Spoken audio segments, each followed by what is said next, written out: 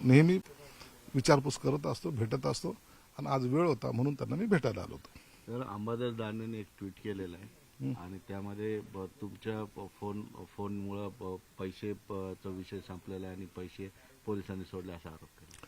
काय माहिती का, माझ्या मतदारसंघामध्ये अफवाचं पीक हे उठवायचा प्रयत्न करत आहेत. त्यांना त्यांचा पराभव दिसतोय, त्यांना माहिती आहे की आपला पराभव होणार आहे. मग मी पैसे पाठवले, ह्यांनी पैसे पाठवले, चौकशी पोलीस करतील ना. यासाठी ट्विट करून सांगायची गरज काय, पोलिसाला त्यांचं काम करू द्या. जो काही त्यात आरोपी असेल त्याच्यावर कारवाई होईल. काल फडणवीस यांनी राहुल गांधींना थेट महाराष्ट्र 1 नंबरला कसा गेला याबद्दलची एक सविस्तर माहिती दिलेली. म्हणजे राहुल गांधीचे जे काही इथे गुंतवणूक नाहीये याबद्दलचा जो काही विषय होता त्यांनी तो केला.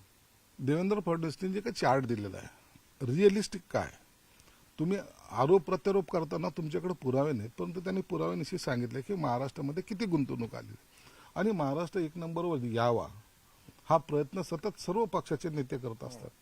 म्हणून आम्ही राज्यकर्ते म्हणून आमची ती भूमिका पार पाडण्याचा प्रयत्न कसा केला याचं स्पष्टीकरण त्यांनी दिले. आरोप करून लोकांची दिशाभूल करण्यापेक्षा वस्तुस्थिती त्यांनी मांडलेली आहे. तर काय म्हणाल, एकंदरीतच आता काही तास राहिलेले आहेत मतदानाला, अख्ख्या महाराष्ट्रामध्ये महायुती महाविकास आघाडी एकमेकांना भिडले, काय दिसतंय तुम्हाला? नाही, महायुतीची सत्ता येणार, नक्की महायुतीची सत्ता येणार आहे. महाराष्ट्रातलं वातावरण एवढं चांगलं आहे, प्रत्येकाला माहिती आहे की आपल्या भागातला विकास हा महायुतीच्या काळात झालेला आहे. 2.5 वर्षात जर एवढा विकास होऊ शकतो, एवढ्या योजना येऊ शकतात, सर्वसामान्यांना दिलासा मिळू शकतो, तर हे सरकार आणखीन पाहिजे, हे सर्वसामान्यांची भावना आहे. आणि म्हणून महायुतीला निर्विवाद बहुमत मिळेल यावर आमचा विश्वास आहे. यासोबतच बातमी आपण पाहतोय, काल रात्री श्रीनिवास पवारांच्या शरयू मोटर्सच्या बारामती शोरूममध्ये एक रात्री पोलिसांनी मोठं सर्च ऑपरेशन केलं. श्रीनिवास पवार हे युगेंद्र पवार यांचे वडील आहेत. निवडणुकीच्या पार्श्वभूमीवर ही तपासणी करण्यात आली आहे. तर काल रात्री श्रीनिवास पवारांच्या शरयू मोटर्सच्या बारामती शोरूममध्ये रात्री पोलिसांनी मोठं सर्च ऑपरेशन केलं. श्रीनिवास पवार हे युगेंद्र पवार यांचे वडील आहेत. निवडणुकीच्या पार्श्वभूमीवर ही तपासणी करण्यात आली आहे.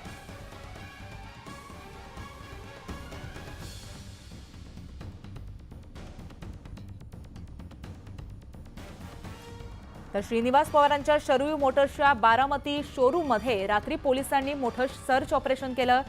काल हे सर्च ऑपरेशन रात्री करण्यात आलं. तर याचबाबत आपण अपडेट जाणून घेतोय आमचे प्रतिनिधी वैभव सोनावणे यांच्याकडून. वैभव, एकंदरीतच या सर्च ऑपरेशन बाबत काय अपडेट?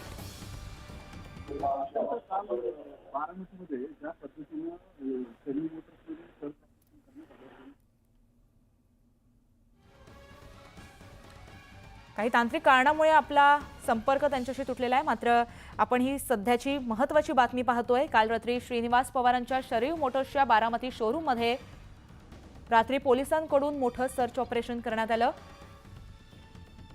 श्रीनिवास पवार हे युगेंद्र पवार यांचे वडील आहेत. निवडणुकीच्या पार्श्वभूमीवर ही संपूर्ण तपासणी करण्यात आल्याची माहिती सध्या हाती येतेय. तर काल रात्री श्रीनिवास पवारांच्या शरयू मोटर्सच्या बारामती शोरूममध्ये पोलिसांनी मोठं सर्च ऑपरेशन केलंय.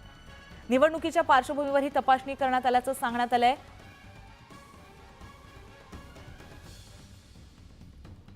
तर मोठ्या प्रमाणात राजकीय हालचालींना वेग आल्याचं आपण पाहतोय. उद्या मतदान होणार आहे आणि या पार्श्वभूमीवरती अनेक हालचाली आज होत आहेत. आजच्या दिवसात संपूर्ण राजकीय विविध अशाच घडामोडी आपण पाहणार आहोत. मात्र काल रात्री श्रीनिवास पवारांच्या शरयू मोटर्सच्या बारामती शोरूममध्ये पोलिसांनी मोठं सर्च ऑपरेशन केलं आहे.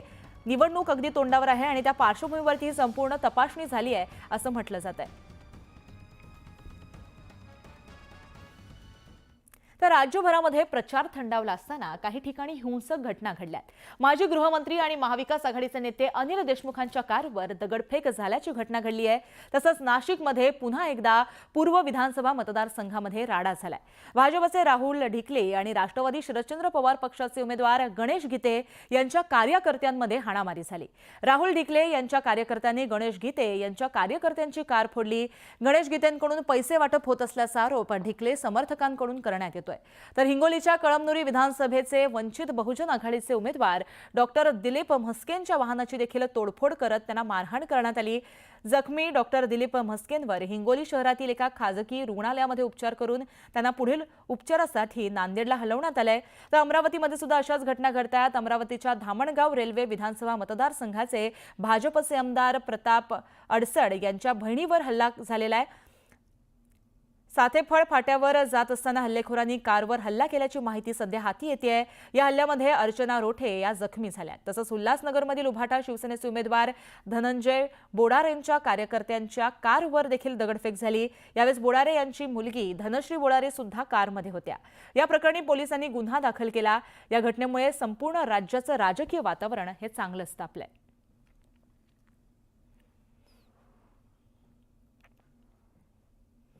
माजी गृहमंत्री आणि महाविकास आघाडीचे नेते अनिल देशमुखांच्या कारवरती दगडफेक झाल्याची घटना घडली.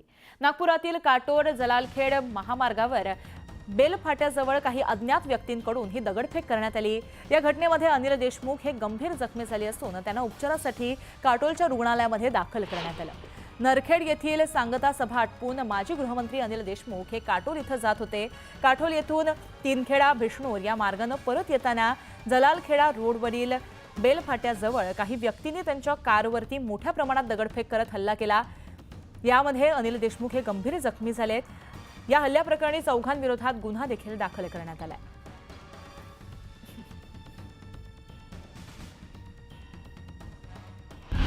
पहले बीजेपी वाले होंगे,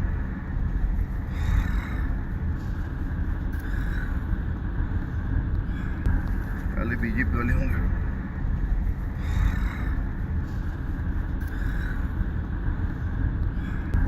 पहले बीजेपी वाले होंगे,